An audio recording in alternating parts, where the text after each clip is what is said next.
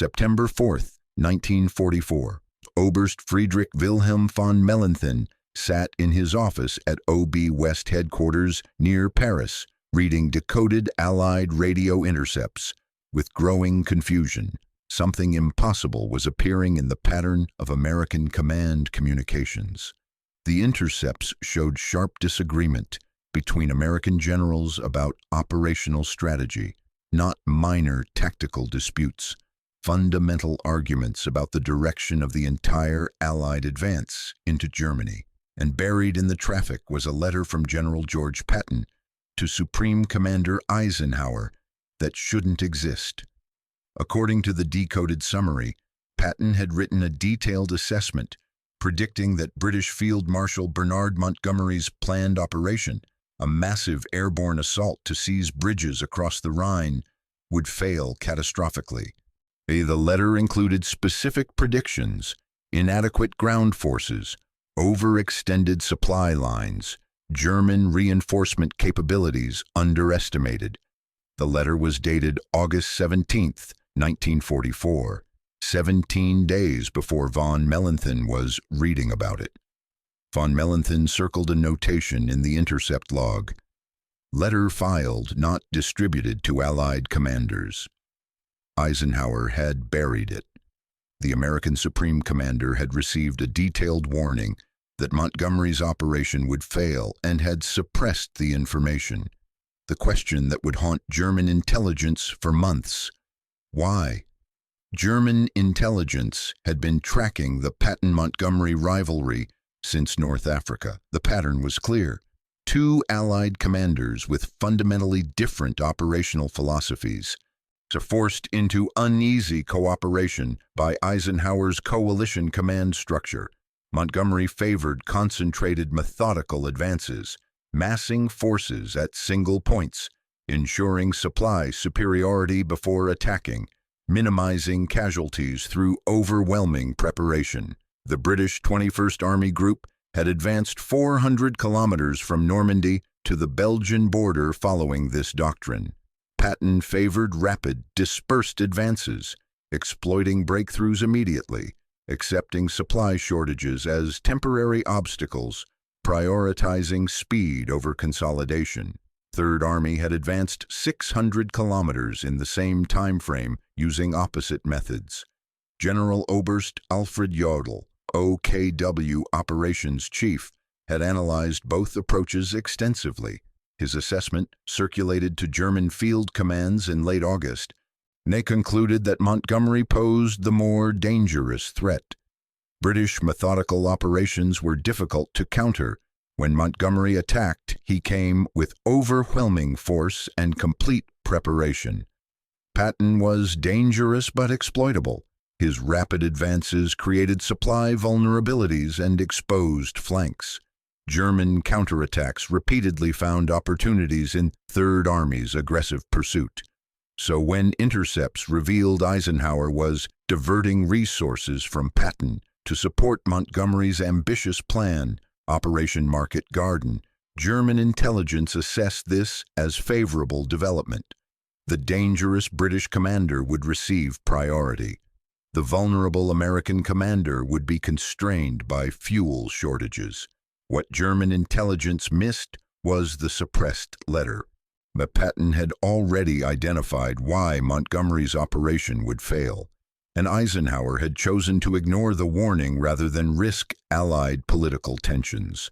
The tactical problem emerged as German intelligence pieced together Allied planning from multiple intercept sources.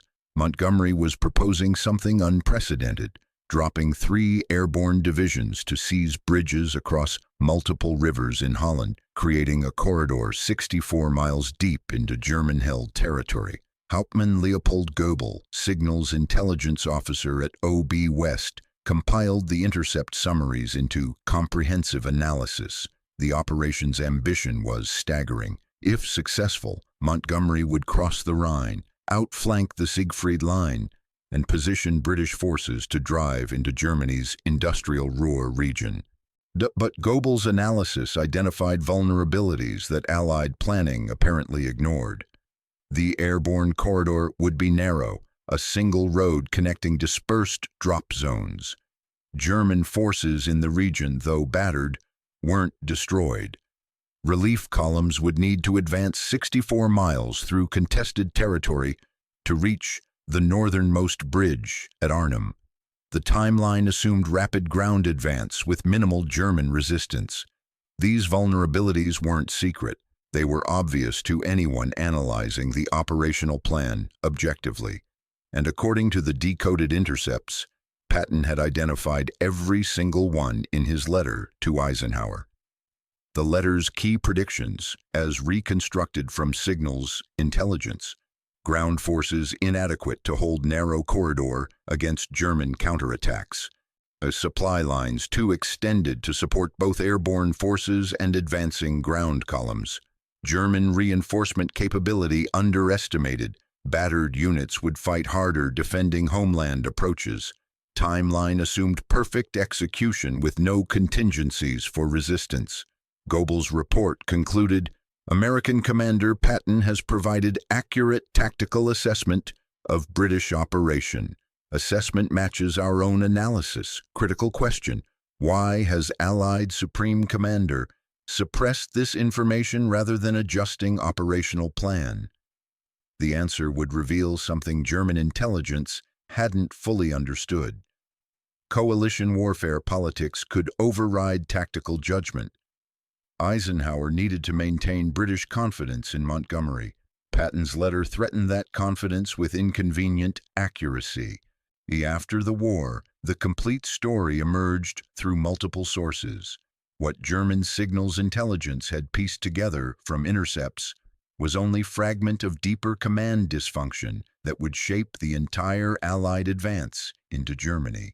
Colonel Robert Allen, 3rd Army Staff Officer, who maintained Patton's correspondence files, documented the letter's full contents in his 1947 memoir. The actual document was 8 pages typed, dated August 17, 1944, addressed directly to Eisenhower at SHAEF headquarters. Patton's opening was characteristically blunt. The proposed British airborne operation into Holland will fail. Not might fail, will fail. The following analysis explains why and what we should be doing instead. The letter proceeded through systematic destruction of Montgomery's planning assumptions. First, the ground advance timeline. Montgomery calculated his XXX Corps could advance 64 miles from Belgian border to Arnhem in 48 to 72 hours. Patton's analysis: I have driven this ground, single road, easily defended, multiple water obstacles.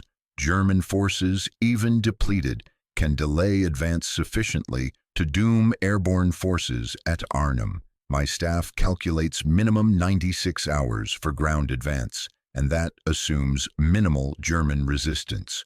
We should assume maximum resistance defending direct route to Germany. Second, airborne force vulnerability. Montgomery's plan dropped 35,000 paratroopers to seize bridges and hold until ground forces arrived. Patton's analysis: lightly armed airborne forces cannot hold against armored counterattacks for extended periods. If ground advance is delayed, and it will be, German forces will concentrate against isolated airborne units. At Arnhem, British 1st Airborne Division will face destruction. Third, resource allocation. Montgomery required priority for supplies, fuel, and air support, necessarily constraining other Allied operations. Patton's analysis: giving Montgomery everything means giving everyone else nothing. 3rd Army has momentum, has broken German lines, has clear route towards Saar industrial region. Stopping us to support British operation that will likely fail wastes operational advantage we've already achieved. But what they found would change everything about understanding Eisenhower's command decisions. The letter concluded with alternative proposal: continue 3rd Army advance into Saar. Continue 1st Army advance toward Aachen. Maintain pressure across entire front. German forces cannot concentrate against dispersed threats. This approach trades Montgomery's single dramatic breakthrough for sustained advance that German forces cannot counter everywhere simultaneously. Brigadier Kenneth Strong, Eisenhower's intelligence chief, confirmed receiving the letter in his 1968 memoir. His account provides critical context. Patton's analysis was tactically sound.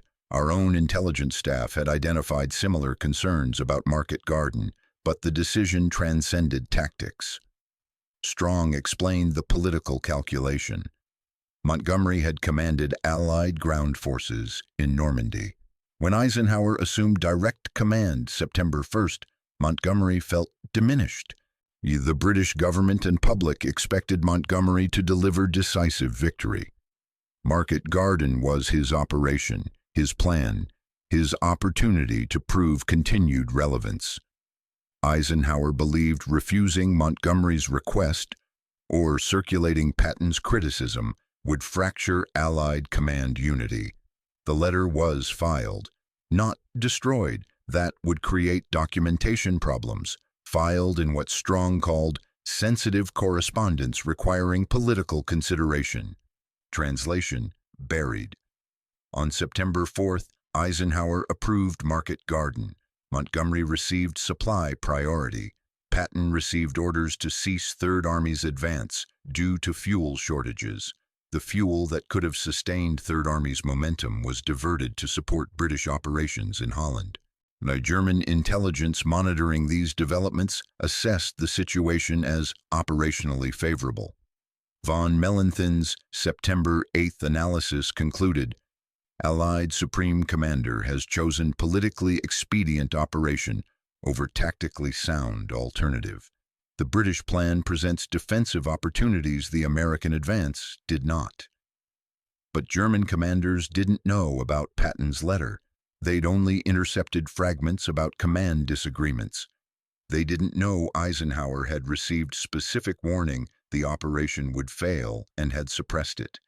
The full German intelligence picture wouldn't emerge until September 12th, when additional intercepts revealed the extent of Patton's frustrated opposition.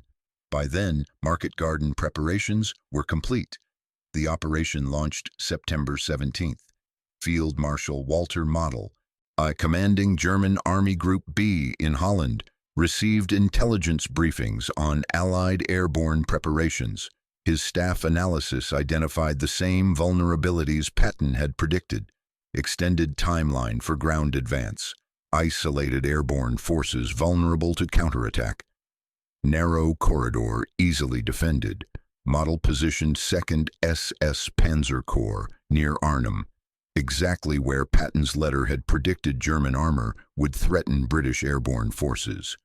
Whether Model made this decision based on tactical logic or intelligence regarding Allied vulnerabilities remains debated, but the positioning was optimal to exploit Market Garden's fundamental weaknesses.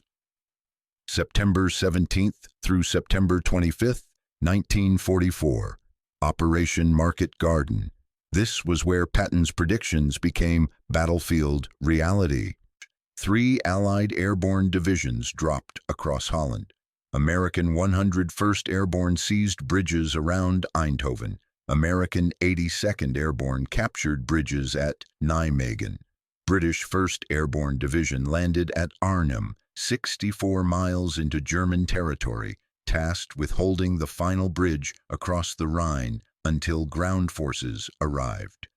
Von Mellenthin, now serving as Chief of Staff to 5th Panzer Army, watched the operation unfold exactly as the intercepted American letter had predicted. Day 1, British XXX Corps began advancing from Belgian border toward Arnhem. Progress, 8 miles. Patton's prediction, single road advance easily defended. Reality, German forces blocked the corridor at multiple points. British armor sat stationary for hours under German fire. Day 2, XXX Corps advanced 20 miles, reaching 101st Airborne positions at Eindhoven. German counterattacks cut the corridor behind British advance. Supplies couldn't reach forward units. Patton's prediction, extended supply lines vulnerable to interdiction. Reality, British forces controlled road but couldn't maintain logistics flow. Day 3. XXX Corps reached Nijmegen, 54 miles from start point, still 10 miles from Arnhem. At Arnhem, British 1st Airborne faced increasing German pressure. Model had committed 2nd SS Panzer Corps. Battle-tested armored forces the Allied plan had assumed weren't in the region. Oberst Heinz Harmel, commanding 10th SS Panzer Division, encircled British airborne forces at Arnhem. His after-action report was clinical. Enemy airborne forces fighting with determination but lack heavy weapons to counter armored attacks. Ground relief forces delayed by defensive positions along single approach route. Situation developing as favorable for destruction of isolated airborne units. Day 4 through Day 9. XXX Corps reached outskirts of Arnhem but couldn't break through German defensive perimeter to relieve 1st Airborne Division. The British paratroopers held positions inside Arnhem, fighting against armor with weapons designed for different combat. They held for 6 days longer than planning doctrine said was possible, but they held alone. Ground forces couldn't reach them. Resupply aircraft faced intense anti-aircraft fire. Casualties mounted.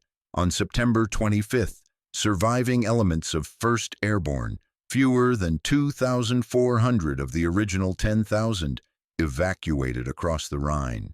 Market Garden failed. The bridge at Arnhem remained in German hands, so the corridor to Rhine stayed closed. Allied advance into Germany stalled. Von Mellenthin's September 26th analysis was precise. British operation failed for reasons predictable from basic tactical analysis. Single route advance, inadequate ground forces, underestimated German defensive capability. These vulnerabilities were obvious. Either Allied command staff failed to conduct proper assessment or conducted assessment and ignored results. The truth was worse. They'd conducted assessment, received explicit warning from American commander who'd identified every vulnerability and suppressed the warning to preserve political unity. Patton had been right. Eisenhower had known he was right. The operation failed anyway. The costs proved Patton's predictions with devastating precision.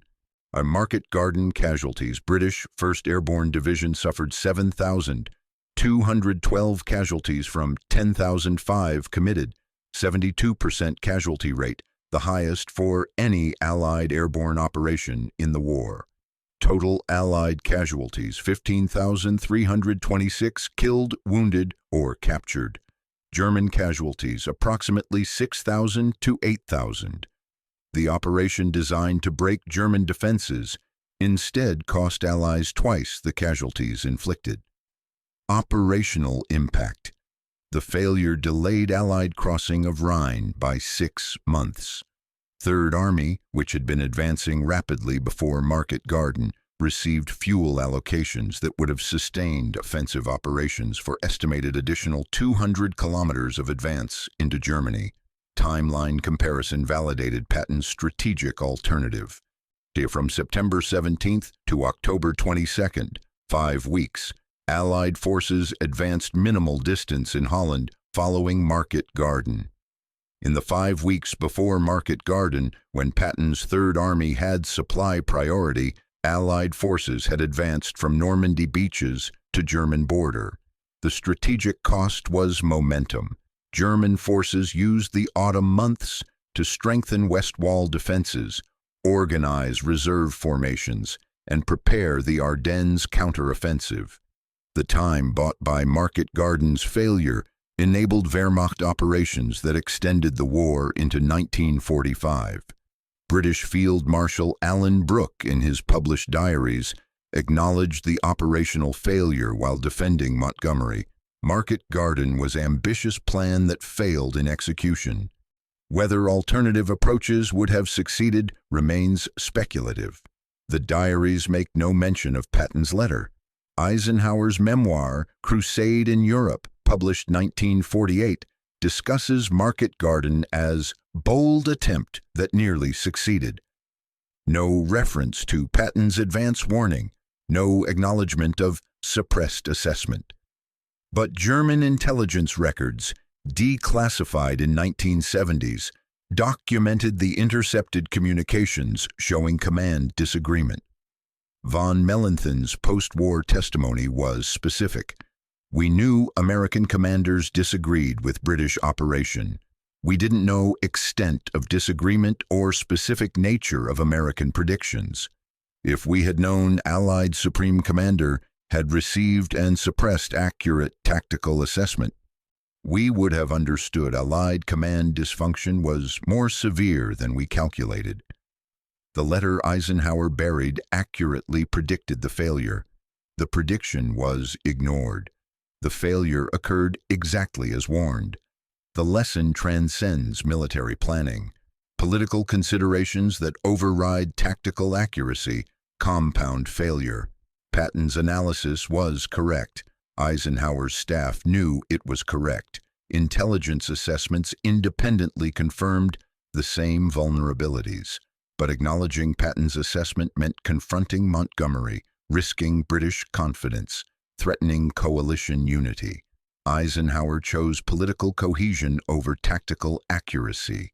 The calculation was logical from command perspective. Maintaining Allied unity mattered more than any single operation. So fracturing coalition command could lose the war. One failed operation wouldn't.